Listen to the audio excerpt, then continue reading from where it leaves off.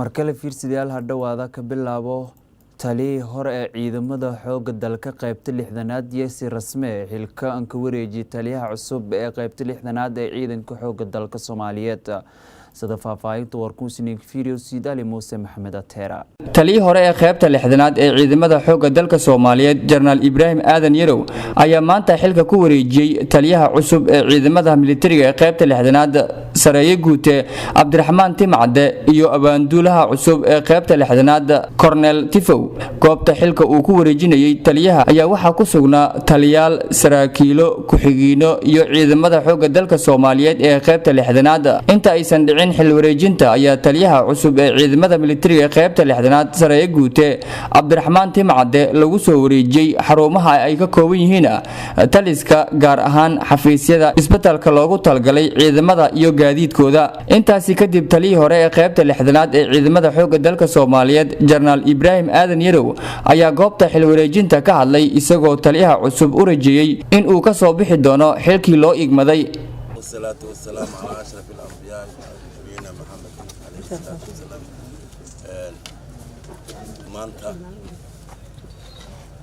waxaan wareejinaynaa xilkii qaybta 6aad oo xoogga dalka Soomaaliyeed oo aan ku wareejinaynaa taliyaha qaybta cusub Sareeye Guuto Cabdiraxmaan Timcade iyo abaanduulaha cusub ee qaybta Cornel Tifow runaantii waxaan leenahay xilkiinii waa idin bilowday waa la wareegteen maanta laga bilaabay qaybta 6aad taliyaheedii adiga ah annagu xilkii hore aan u soo haynay muddadii aan soo haynayna maanta ayaan wareejinay xilkii oo runaantii aan leenahay soo dhawaada waxaan aad ugu faraxsanahay anigoo labada sarkaal ba aqoon fiican u leh Timcade oo taliyaha General Timcade oo taliyaha qaybta ah iyo Cornel Tifow abaanduulaha labadooda aqoon fiican aan leeyahay oo leeyahay wax badan ay qaban karaan oo ay ka bedeli karaan hawshii annaga aan wadnay meeshii ay joogtay waa rag hore uga sii wadi kara oo meel fiican gaarsiin kara serjitana waxa waaye dhaqankeeda in maalinba nin la bedelday serjita kama maaranto waa qasab marka saaxiibaday waxaan leeyahay soo dhawaada hawshiinii waa idin bilaabatay la wareega hawshiinii qabsada annaguna waxaan leenahay waan anbabaxaan nahay welcome taliyaha cusub ee ciidamada militariga qaybta 6aad Sareeye Guute Cabdiraxmaan Timcade ayaa ka mahad celiyay sida wanaagsan ee xilka loogu wareejiyay isagoo sheegay in taliyihii hore meel fiican uu soo gaarsiiyay taliska isaguna wuxuu balan qaaday in uu sii wadi doono hawsha loo igmaday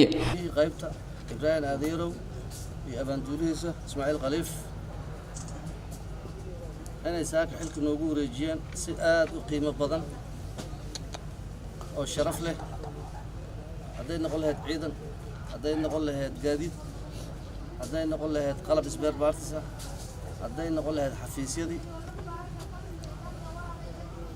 yani si wax lama filaan ah oo yani qalab oo aan filaynin oo aad u qurux badan oo qiimo badan ay nagu wareejiyaan runtii waa ku ammaaniyeen shaqadooda qaybtan meel fiican ay gaarsiiyeen ninkii qaybtan aasaasay hadda aan dhex fadhino iyo Ismaaciil waa ku mahadsan yihiin annagana ilaahay waxaan ka baryaynaa xilkana loo dhiibay inuu ilaahay nagu ceebaynin meel bay wax gaarsiiyeen annagana waxaan isku daynaa inaan ka sii dhaqaajino meeshaas meesha ay wax gaarsiiyaan inaan ka sii dhaqaajino ayaan rajaynaynaa laakiin ayaga meel fiican bay wax gaarsiiyeen أنا ماشي أسمع كسي في عنا قاسينا جعلنا تبدل كنا عادي واي أنا بدل ولا يبدلها وأنا مع سيد صاحب بديل ومدح ديد عبد الرحيم